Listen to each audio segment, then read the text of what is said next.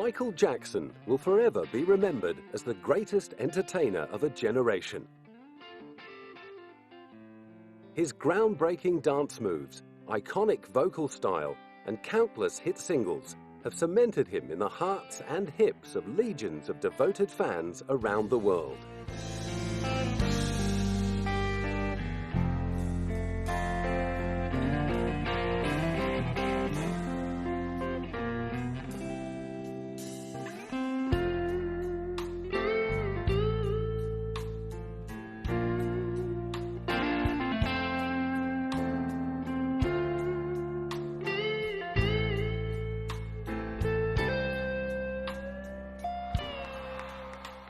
At 6:30 p.m. on Thursday, June 25, 2009, those fans who had been overjoyed at the announcement of a comeback tour were left devastated. The King of Pop had been pronounced dead.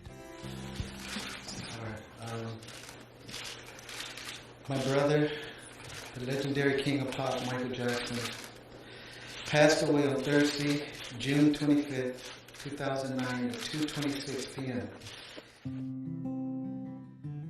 At just 50 years old, Michael Jackson had suffered a fatal heart attack. Found in his rented home in Bel Air at 12:30 p.m., news of Jackson's collapse had flown throughout the world, and when the terrible truth was finally revealed, loyal fans plummeted into despair.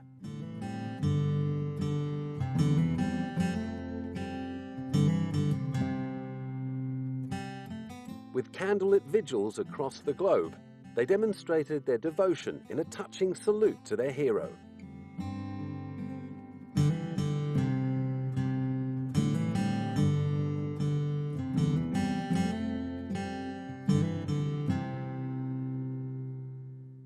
Many were struggling to come to terms with the realization that he was gone. My reaction was shock because he's a very young man, still at 50 years old. And he was a good person. He had his problems, but he was still a good person. It's kind of devastating. He's one of those people that you never would have thought of dying so soon, because we think of all he did for like music and music videos and pop culture. The Jackson estate in Encino, California became a shrine to Michael, with flowers, balloons and messages strewn along the walls and outside the gates as fans gathered to pay their last respects.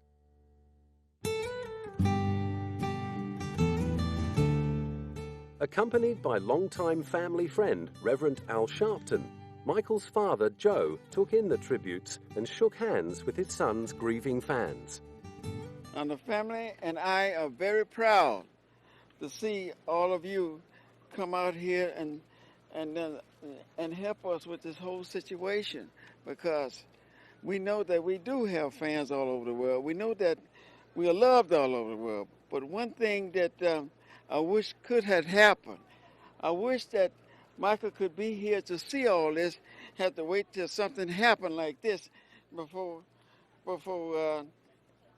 it could be realized. Meanwhile, over in Gary, Indiana, the house where Michael and his 8 siblings grew up had also become a mecca for grieving fans and neighbors, who still remembered baby-faced Michael from his days as the youngest member of the Jackson 5. It hurt to know that Michael passed on, but he'll always be remembered. And right here in Gary, Indiana, we would always love the Jackson 5. Regardless to whatever they say about them or whatever happened in the past, we here in Gary love the Jacksons.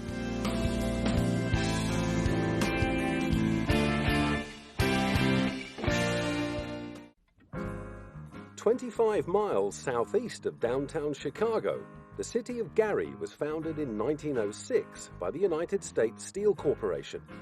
It got its name from company chairman Elbert H. Gary, and was one of the first cities in the U.S. to elect an African-American mayor. It was here that former boxer Joseph Walter Jackson settled with his new wife Catherine in 1949.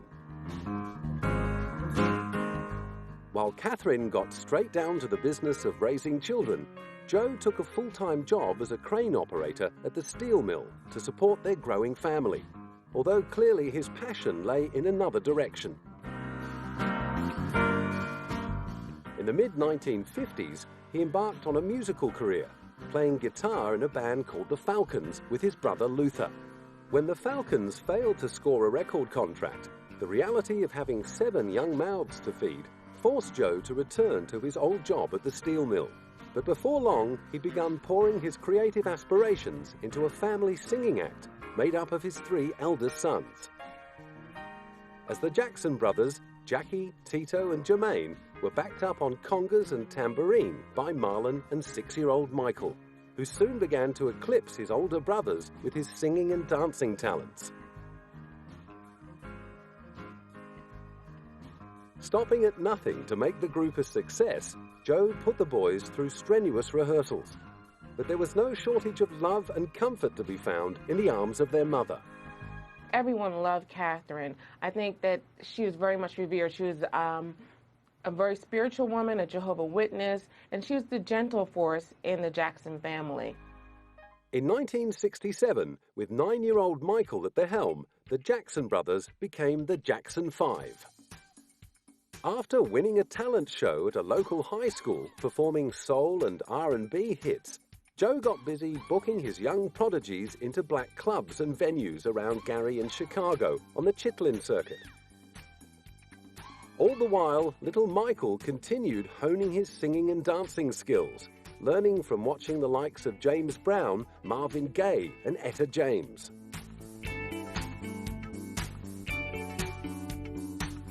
As their fame grew in and around Indiana, they began taking their act further afield, and by the middle of 1967, they'd made it to New York. With the help of R&B legends Sam and Dave, they scored a spot at the prestigious Amateur Night competition at the Apollo Theater in Harlem. Billed as the place where stars are born and legends are made, the famous theater, which had played host to legends like Ella Fitzgerald and Billie Holiday, certainly lived up to its promise for the Jackson 5. After winning the Amateur Night Showdown on August 13, Gladys Knight brought them to the attention of Motown chief Berry Gordy.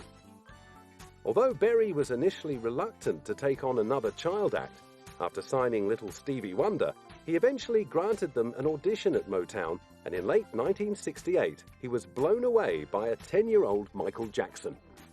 He always wanted to be the best, and was willing to work as hard as it took to be that. And we could all see, that he was a winner at that age.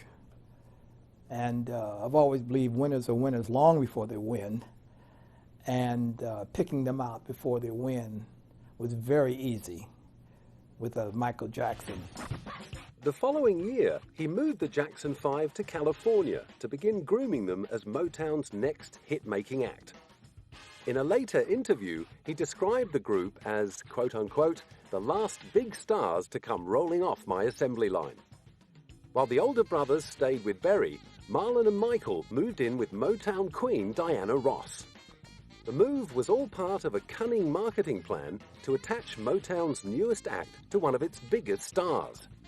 The press kit later claimed that Diana had personally discovered the group and introduced them to Motown. The next step was to buy the group out of their contract with the Steeltown label, which had released 3 Jackson 5 singles the previous year. Written by Berry Gordy and the Corporation, the Jackson 5's first single, I Want You Back, hit #1 in 1970 and made 11-year-old Michael an instant sensation. They followed up with 3 more consecutive Billboard #1s. Within a year, Jackson Mania was sweeping the nation. In 1971, Motown decided to capitalize on the surging popularity of their youngest star by launching a spin-off solo career for Michael. As well as landing a top 5 hit with the single Got to Be There, he also sang the title track to the movie Ben. Taken from his second solo album of the same name, it was to be the first #1 single of his solo career. They're back there doing it together, and he just sort of grew up under the Motown banner. And while most people think that he had no fun in his childhood, he did a lot that brought joy to him. But with Michael and the rest of the Jackson 5 maturing musically as well as physically, They felt stifled and blamed their declining success on Motown's refusal to grant them creative control. In 1975, they made the move to CBS. After another 3 years of touring and recording with the Jacksons, Michael was ready for his next big adventure when he got the call from his former landlady and ex-Motown stablemate, Diana Ross. Diana had been cast as Dorothy in the big screen version of the Broadway musical The Wiz. Directed by Sidney Lumet and set in New York City, it was to be an all-black reworking of the 1939 adaptation of Frank Baum's Wizard of Oz. Signing on to play the brainless Scarecrow, it gave Michael a chance to flex his acting muscles. It also introduced him to arranger, composer, and producer extraordinaire Quincy Jones. Quincy had been so impressed with Michael's dedication to nailing the graceful moves of the Scarecrow in The Wiz that when he got the call to co-produce the young singer's next album, he jumped at the chance. The result of their first collaboration was the 1979 smash Off the Wall, which had one reviewer hailing Michael as probably the best singer in the world right now in terms of style and technique. Rolling Stone magazine pronounced Michael's feathery timbered tenor extraordinarily beautiful. Michael wrote 3 songs on the album, including the #1 single, Don't Stop Till You Get Enough. Other songs were provided by Paul McCartney and fellow former child star Stevie Wonder, who co-wrote I Can't Help It. The album's title song and the hit Rock With You were penned by British songwriter Rod Temperton. Off the Wall became the first album by a solo artist to generate 4 US top 10 hits, and has since gone on to sell over 20 million copies worldwide. At 21 years old, Michael Jackson had mastered the transition from cute child prodigy to full-blown pop superstar. Now he was public property.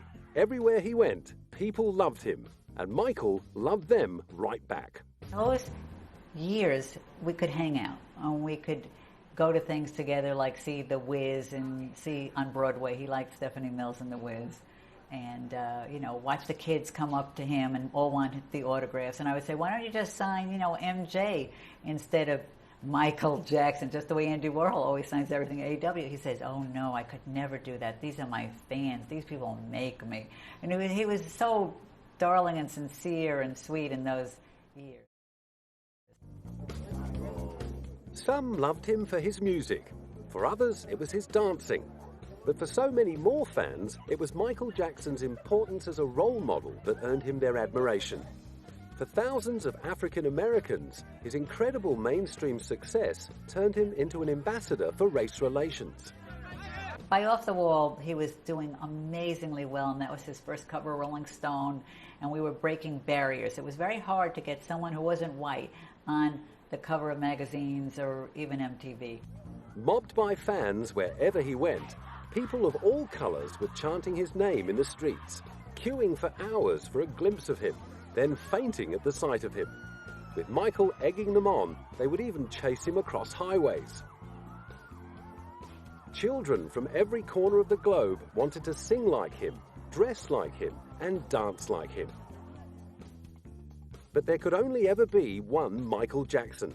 And in 1982, he was on the verge of boldly going where no other entertainer had ever gone before. First up, he was asked to contribute a theme song to Steven Spielberg's blockbuster children's fantasy E.T. Michael duly came up with Someone in the Dark. Although it didn't end up in the movie, the song appeared on the storybook for the film, which won a Grammy Award for Best Album for Children. Whatever had come before in Michael's illustrious career would be remembered as merely a warm-up act to the release of his next project.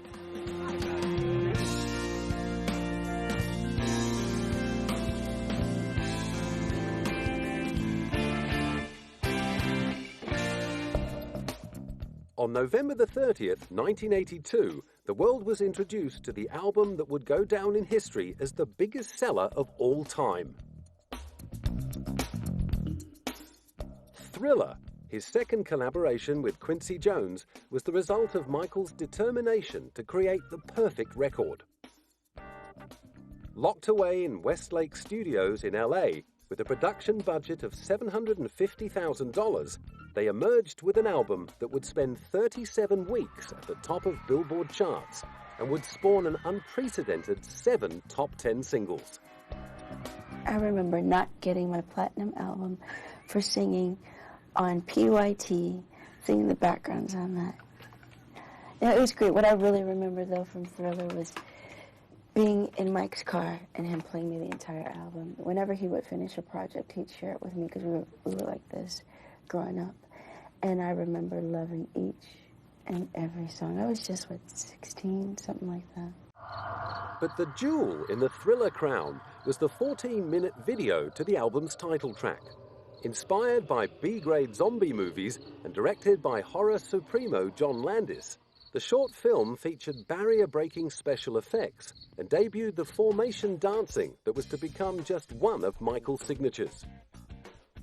With the album selling in excess of 1 million copies a month, Michael was hailed as the savior of the flagging music industry, as well as a champion for racial equality. Music channel MTV, notorious for its neglect of African-American musicians, was forced to play the Thriller video clip twice an hour to cope with viewer demand. Then there were the awards. As well as an incredible 7 Grammys, Michael took out a total of 8 American Music Awards, the Special Award of Merit, and 3 MTV Music Awards. I saw him for many years. I saw the off-the-wall success and the Thriller success, the super success. Before that, we had other going places. We had other records and parties at Studio 54. But with Thriller, every barrier was broken. Stadiums all over the world were sold out. It became the biggest record of all time. According to journalist and biographer J. Randy Taraborelli, Thriller stopped selling like a leisure album and began selling like a household staple. It also spawned a bonanza in merchandising sales. Alongside Michael Jackson dolls, T-shirts and other memorabilia, there were millions to be made from sales of the making of Michael Jackson's Thriller documentary. The so-called one-man rescue team for the music business even had future President George Bush eating out of his gloved hand. It was fantastic. The 80s were fantastic. It's probably as good as our record business will ever be. I mean, on that basis. Number one, for many reasons, because of vinyl. People would wear vinyl out. They had to go buy 2 and 3 copies. I was lucky. I had the 2 best engineers on the planet, Phil Ramone and Bruce Swedien, and they had minors in music. They were both musical and technical sonic minds. And to this day, every city I go to in the world, Shanghai, Shenzhen, wherever, Rio, Cairo, at that magic hour, I hear those records. Don't stop till you get enough from 30 years ago, and it blows my mind. It really does. But it's all the songs and Michael's talent and the production and everything else, but sonically, it's hard to beat. Without doubt, Thriller owed much of its phenomenal success to Michael's dazzling performance in the famous 1983 television special to celebrate the 25th anniversary of Motown. Ironically, however, it almost didn't happen. We were doing the TV show, and the word came back that Michael couldn't do it because he was doing too much television. And I called Michael up and I said, Michael, I know you and you know me, and you know this television show is not a television show. This is Motown 25. And he said, I'll be there. And he came there, and then he did the moonwalk. In the middle of a rendition of Billie Jean, Michael debuted the legendary dance move that was to seal his reputation as the greatest innovator in pop music. The performance, witnessed by 47 million viewers, was declared a career-defining moment by commentators and drew comparisons with appearances by the Beatles and Elvis Presley on The Ed Sullivan Show in the 1960s. Developed by Michael after studying the great master of mime, Marcel Marceau, the moonwalk has since become one of the best-known dance techniques in the world. Right at the very height of his powers, however, Michael was headed for a date with destiny that would have serious physical and psychological repercussions in his life. A year after releasing Thriller, he signed a record-shattering deal with soft drink manufacturer Pepsi. The $5 million partnership was the first sponsorship deal of its kind and would form the basis of celebrity endorsements of the future. The idea was to lock Michael into a decade-long partnership that would help Pepsi challenge Coca-Cola's dominance of the market. Sadly, however, the plan was about to go very wrong. On the 27th of January, the stage was set for Michael and his brothers to perform Billie Jean as part of one of the Pepsi commercials. During filming, a pyrotechnic effect went wrong. The explosion showered Michael with sparks, setting fire to his hair. 3,000 fans watched in shock as paramedics covered his head and carried him away to hospital. He came out between these things that exploded like fireworks, and then it looked like the sparks came down on his hair, and he was shaking his head like he thought something was in his hair. And then everybody jumped on him and started squirting water on him, and he got up like he didn't know what was happening, and they took him off. As Michael began the agonizing recovery process, which included surgery to hide his scalp burns and an introduction to prescribed painkillers, his faithful fans gathered outside the hospital to wish him well. But rather than wallowing in his own troubles, Michael characteristically threw himself into caring for those less fortunate than himself. As well as donating $5 million from the Jacksons' Victory Tour to charity, he co-wrote the single We Are the World with Lionel Richie to raise money for famine relief.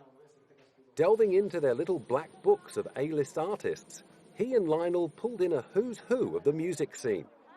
The single ended up featuring the singing talents of stars like Bruce Springsteen, Dionne Warwick, Tina Turner, Diana Ross, Stevie Wonder, Paul Simon, and Cyndi Lauper. Produced by Quincy Jones in 1985, it ended up selling more than 20 million copies and raising millions of dollars for the poor in the US and Africa. Around the same time, Michael was engaged in a well-publicized battle to buy a catalogue of songs by the Beatles that had come up for sale the previous year. Rumours abounded that Michael's aggressive bid had caused a rift with his old friend Paul McCartney, with whom he'd recorded the hits The Girl Is Mine and Say, Say, Say. Ironically, it had been Paul who had first put the idea of buying the music catalogue in his head by telling him how much money was to be made in publishing royalties. And in actual fact, when the Northern Songs catalogue came up for sale, although Paul had considered launching a late bid for the songs in league with John's widow, Yoko, he had pulled out of the race, leaving Michael to battle it out with other serious contenders in negotiations that lasted 10 months. He ended up winning the catalogue at a cost of $47.5 million. As the 80s wore on, media attention began to focus on Michael's perceived eccentricities. What was really going on behind those aviator sunglasses? First, there was his pet chimp, Bubbles. Then there were reports that he slept in a hyperbaric chamber, talk of plastic surgery, and rumours that he bought the bones of the Elephant Man. Many of the rumours were claimed to have been leaked to the press by Michael's own publicists. But despite his insistence that such stories were pure fabrications, the nickname Wacko Jacko stuck. Appearing in public, hidden behind a face mask, only fueled speculation about his increasingly idiosyncratic behaviour, which was rumoured to involve bleaching his skin. Michael hit back with claims that the marked change in his skin colour was caused by the disease vitiligo, which needed to be covered up with makeup. Through all of the media's attacks, the fans just kept on coming. Swamped at public appearances and record signings, Michael Jackson had become a modern-day Pied Piper of Hamelin. And although he often felt stung by the stories in the press, he clearly revelled in the superstar status that set him apart from ordinary mortals. Michael Jackson refuses to give in to the rumour that he is not a normal human being. He seems to kind of want people to not believe he's like everybody else. And I don't think he should. Why should he? You know, apart from anything else, he's broken every sales record on earth. He has achieved things that nobody else has. So why should he just pretend to be I don't know, Damon Albarn from Blur. Wherever the man in the mask went, he was met with a media frenzy. And like the ringmaster in a three-ring circus, he never forgot his role as entertainer and knew exactly how to work the crowd. Whether popping in to share an intimate photo opportunity with children at a local hospital, making a dash for the limo in front of the paparazzi, or entertaining his beloved fans from the roof of his hotel building, the King of Pop never failed to turn on the charm. Through the years I worked with Michael, the greatest moment of my life was that moment after the show, or a couple days after we would do a photo shoot, when I would show him the bulk of the pictures, and he would look at them and he would say, "That's magic. That's magic." And this is Michael's life. It's all about magic. It's all about creating that magic. And there was plenty more magic to come. Back in the studio with Quincy Jones, Michael was preparing to release his 7th studio album, his first in 5 years. After recording 30 tracks for the new album, they cut the selection down to 11 songs, and Bad hit the shelves on August the 31st, 1987. As the name suggested, Michael was adopting a tougher street image and bringing plenty of grunt to songs like Dirty Diana, Smooth Criminal, and the album's title track. In all, Michael wrote 9 of the album's 11 songs, 5 of which struck the top of the US singles charts. To this day, Bad remains the only album ever to achieve this incredible feat. Now as popular in the UK as he was in the States, Bad went on to become the 9th biggest selling album in British history. One of the highlights on the album was the bonus track Leave Me Alone, which made fun of the tabloid view of his private life. The video, directed by Jim Blashfield, won the Grammy Award for Best Video and an MTV Music Award. Meanwhile, Michael was preparing to take on his very first world concert tour as a solo artist. Sponsored by Pepsi, the Bad Tour took him to 15 countries over 16 months, during which he played to a total of 4.5 million fans. The first entertainer to earn more than $100 million per year, Michael was becoming increasingly devoted in his responsibility as a philanthropist, donating much of his concert takings to charity and ensuring that at least 400 tickets to every US concert were reserved for underprivileged children. During the tour, Michael bought the ranch in Santa Barbara, California, that would help him fulfill his dream of building his very own amusement park.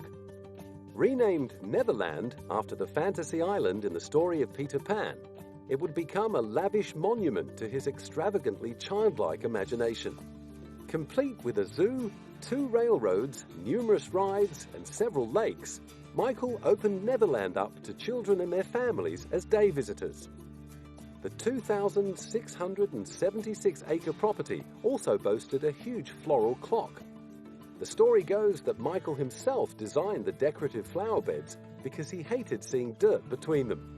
Neverland would remain Michael's own personal fairground for the next 15 years, creating many happy memories for the friends and guests he entertained there until the police investigations of 2003. I can remember an amazing time at Neverland in the amusement park. And when Michael insisted that if I was going to shoot him on a particular ride, I had to ride the ride with him with my hands not on the bar, but up in the air like kids would. And I thought, okay, and I did.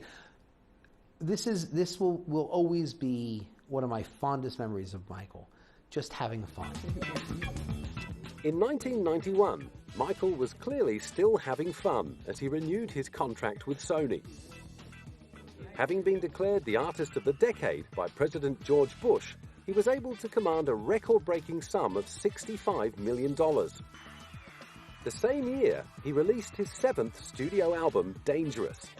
With Teddy Riley and Bill Bottrell on board as co-producers, it went straight to #1 on the Billboard charts and became his fastest-selling album ever in the US. Its lead single, Black or White, spent 7 consecutive weeks on top of the singles charts, proving that Michael was still the king of pop. Meanwhile, in the UK and Europe, the album's biggest-selling single ended up being the charity anthem Heal the World, which also became the name of the charitable foundation Michael set up in 1992. To heal the world, we must start by healing our children. Today, we come bearing gifts for the children of war-torn Sarajevo. In 1992, Sarajevo has become a symbol of so much that is tragic but avoidable in our world. Prejudice and ethnic hatred, the destruction of the environment, the shattering of families and of centuries-old communities. One of the Foundation's first missions was to airlift 46 tons of much-needed supplies to war-torn Sarajevo in Bosnia. Another of Michael's early ambitions for the Foundation was to institute drug and alcohol education programs. He was also one of the very first artists to draw attention to HIV/AIDS in the Third World by embarking on several high-profile visits to Africa, and ended up donating all the profits from the ticket sales of his sellout Dangerous tour to his foundation. But back at home, trouble was brewing.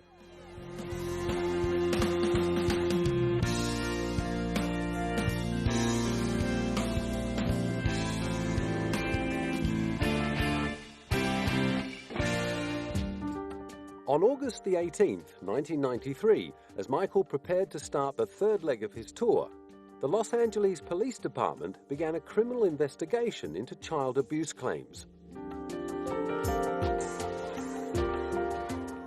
3 days later, police arrived to search Neverland and subjected Michael to a 25-minute strip search.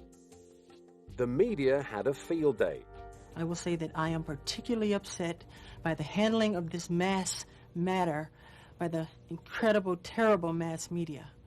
At every opportunity, the media has dissected and manipulated these allegations to reach their own conclusions.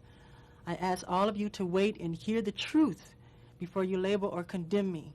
Don't treat me like a criminal, because I am innocent. I have been forced to submit to a dehumanizing and humiliating examination by the Santa Barbara County Sheriff Department and the Los Angeles Police Department earlier this week. They were supposedly looking for any discoloration, spotting, blotches, or other evidence of a skin color disorder called vitiligo, which I have previously spoken about. The warrant also directed me to cooperate in any examination of my body by their physician to determine the condition of my skin, including whether I have vitiligo or any other skin disorder. The warrant further stated that I had no right to refuse the examination or photographs, and if I failed to cooperate with them, they would introduce that refusal at any trial as an indication of my guilt. It was the most humiliating ordeal of my life. Michael's family immediately rallied around him and called their own press conference to show their support. They were adamant that the allegations were nothing more than a cruel and obvious attempt to take advantage of Michael's fame and wealth. Their belief was backed up by a taped telephone conversation in which the child in question's father declared his intention to win big time and destroy Michael. Catherine Jackson, in particular, was unequivocal in her support of her son. I'd like to let the world know that I'm behind my son. I don't believe any of this stuff that's being written about him, because I raised him and I know him, and that's just a statement people are making. However, not everyone in the Jackson family got behind Michael. His older sister, LaToya, whom he'd neither seen nor spoken to for years, decided to open up to the press. Estranged from the rest of the family since marrying her manager, Jack Gordon, and publishing her autobiography, LaToya held a press conference in Israel and made this shocking statement. Well, I must tell you that this is very difficult for me, that Michael is my brother. I love him a great deal, but I cannot and I will not be a silent collaborator of his crimes against small, innocent children. And if I remain silent, then that means that I feel the guilt and the humiliation that these children are feeling, and I think it's very wrong. LaToya later retracted the statement, claiming her abusive husband had forced her to make the claims for financial gain, but the damage had been done. Putting on a brave face for fans, Michael performed in front of a crowd of 47,000 fans on his 35th birthday on the 29th of August. But behind the scenes, he was fighting chronic pain from an accident he'd sustained while on tour, and was so stressed out by the investigation and accompanying press invasion that there were claims he was becoming addicted to painkillers and sedatives. The next night, moments before going on stage in Singapore, Michael collapsed and, to the disappointment of tens of thousands of fans, was forced to cancel the show. The next day, he was taken to hospital to undergo a brain scan. It appears that Mr. Jackson has been suffering recently from an acute vascular headache, which unfortunately, due to the severity this evening, caused the cancellation of tonight's performance. I was suddenly taken ill last night, and I am sorry for the cancellation of my performance, and I apologize for any inconvenience it might have caused my fans in Singapore. I look forward to seeing you at the stadium tomorrow. Thank you for your continued support and understanding. I love you all. Thank you. Michael's one source of consolation throughout the ordeal was his romance with Elvis Presley's daughter, Lisa Marie. Understanding the pressures of living under the intense glare of the media spotlight, Lisa Marie became his confidant and source of emotional support. During their many conversations over the phone, she ended up falling for him, and they were married in the Dominican Republic in May 1994. Lisa Marie has since revealed that during the marriage, a troubled Michael confessed his fears that he might come to the same tragic end as her father. And after 20 months together, the gulf between the lovers had grown too wide. While Michael had been desperate to start a family, Lisa Marie already had 2 young children from her first marriage to Danny Keough and didn't want any more. On January 18, 1996, her divorce from Michael was finalized, although they would remain friends for the rest of his life. However, the disturbances in Michael's private life hadn't distracted him from his first love, making music. On June 15, 1995, he'd released the biggest collection of his career. The double album, History, Past, Present and Future, Book 1, contained 15 former hits and 15 new tracks, and would become the biggest-selling multiple-disc album of all time, with sales of 20 million worldwide. The lead single was a duet with his baby sister Janet. Scream hit back at the tabloid coverage of the 1993 child sexual abuse accusations aimed at him, and the record-breaking $7 million video to the song won him a Grammy Award.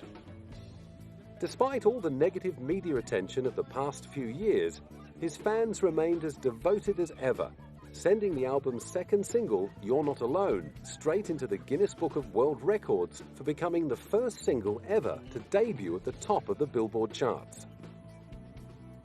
Over in Britain, it remained at number 1 for 6 straight weeks and became his biggest-selling single ever in the UK. The stage was set for another history-making television appearance, but during rehearsals for the HBO special at the Beacon Theatre in New York, Michael suddenly collapsed and was taken to Beth Israel Hospital on the Upper East Side. Arriving semi-conscious and dehydrated, doctors worked to stabilize his condition as his mother rushed to his side. On that type of call, it gets a high priority response. It's a very serious call. Luckily, we found someone who was breathing, who was conscious, and we treated him for his symptoms. What were the symptoms? As I said, there was some dehydration, some low blood pressure, nothing that appeared to be life-threatening. He was treated by EMTs and paramedics and brought to the hospital of his choice.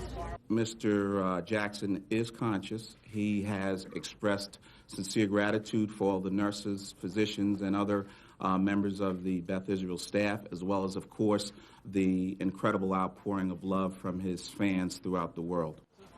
5 days later, those fans were still maintaining their vigil as Janet emerged from the hospital. After being diagnosed and cleared of a viral infection, their hero greeted them with smiles and waves before disappearing into the waiting van. After Michael's divorce from Lisa Marie, he turned to dermatology nurse Deborah Rowe to fulfill his dream of having children. When they married in Sydney in November 1996, during the Australian leg of his history tour, she was already pregnant with little Prince Michael I. On April 3rd, 1998, he was joined by a baby sister called Paris. A father at last, Michael was determined to protect his children from the press. Then in October 1999 came the news that he and Debbie were getting divorced and that Michael would retain sole custody of their 2 children. Despite being a single father of 2, he stepped up his already demanding schedule of charity work and broke yet another Guinness World Record. His involvement with a staggering 39 charities far eclipsed the philanthropic efforts of any other celebrity or entertainer. At public appearances and charity events, he was tireless in his seeking out those less fortunate than himself. Whether pausing to give out a hug or simply waving and smiling to his fans, he always took the time to acknowledge their devotion. One charity among the many he publicly supported was the AIDS Foundation created by great friend and fellow former child star Elizabeth Taylor. Liz, who'd stood beside him throughout his troubles with the press, was to prove a wonderful source of support in his battle with Sony to regain control of his album masters and retain ownership of his share of the record company's catalogue. Once again, his fans backed him, but as the dispute wore on, Michael believed he was the victim of a personal vendetta by Sony chief Tommy Mottola and turned to Reverend Al Sharpton for help. In 2002, he threatened to sue Sony for failing to promote his album Invincible. Sony, Tommy Mottola.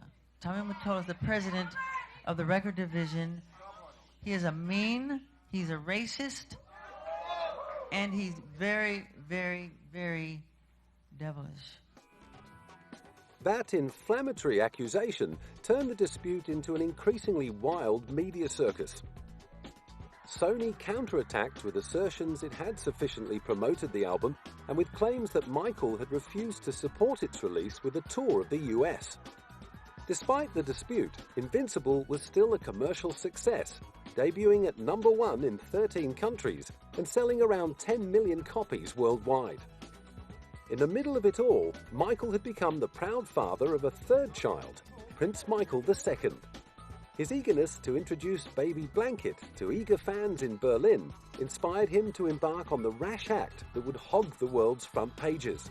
The notorious baby dangling incident was seen by media commentators as evidence that the King of Pop had lost all sense of judgment, and although Michael later apologized for his terrible mistake, the stigma haunted him.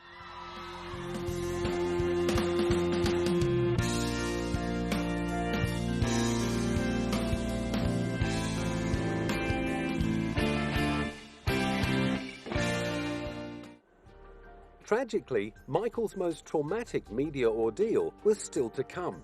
On November the 20th, 2003, he was arrested and charged at Santa Barbara Jail with lewd or lascivious acts with a child under 14. Protesting his innocence and confident of an acquittal, he waved to fans on his way to court. As the interminable legal process drew to a close almost 2 years later, his fans never lost faith that Michael would be found not guilty. Verdict. We, the jury in the above entitled case, find the defendant not guilty of conspiracy as charged in count 1 of the indictment. Emotionally and mentally drained, as well as physically exhausted, Michael waved to the faithful in weary relief that the torment was over. But the terrible experience had taken a huge toll, and Michael needed to recover away from the spotlight. After the trial, he flew to the Persian Gulf and stayed as the guest of Sheikh Abdullah in Bahrain. In November 2006, he made a rare public appearance at the World Music Awards in Monaco to receive a Diamond Award for selling over 100 million records worldwide. The visit also coincided with the release of a special 25th anniversary edition of Thriller, a timely tribute to the biggest-selling album of all time, and a reminder that the King of Pop wasn't finished yet. In March 2009, it seemed that the years of waiting had all been worthwhile, when Michael called a press conference in London to announce he was ready to make a spectacular return to the stage.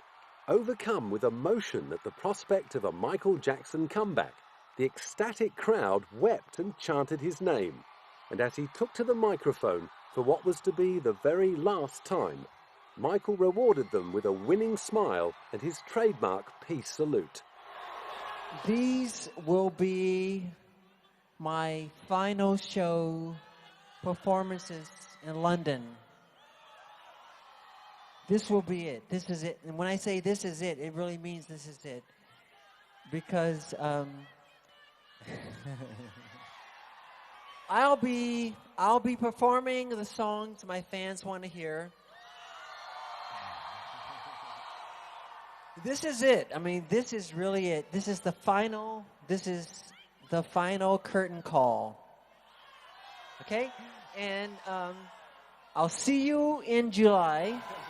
The tears shed in joy at the announcement of his comeback turned to tears of despair and disbelief when on the afternoon of June the 25th, TMZ.com broke the news that Michael had suffered a fatal heart attack at his rented home in Bel Air.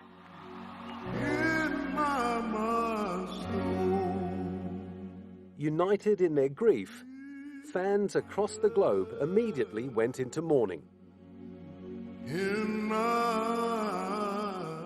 Although most of them had never met their idol or even seen him in the flesh, Michael Jackson's talent and generosity had touched them on such a personal level that they felt like they knew him.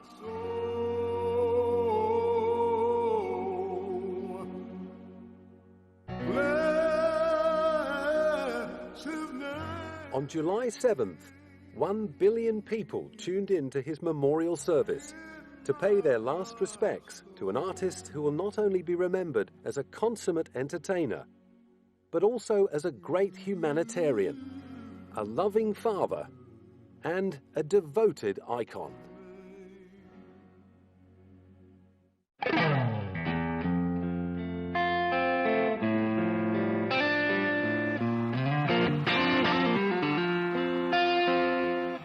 I love you. I really do. You have to know that. I love you so much. Really. From the bottom of my heart. He is king of music, not pop, music. In fact, he's just the king. I just love him, and I just love him, and I just love him, and he's pure, he's inside and out, his heart, his soul, I love him.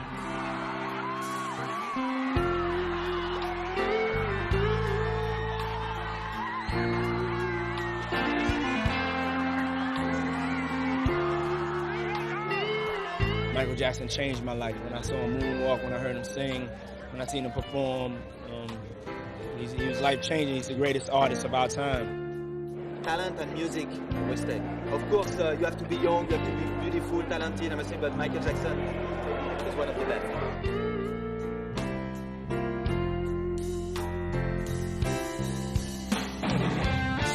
Michael was and he will remain one of the greatest entertainers that ever lived. One of the greatest entertainers that ever lived.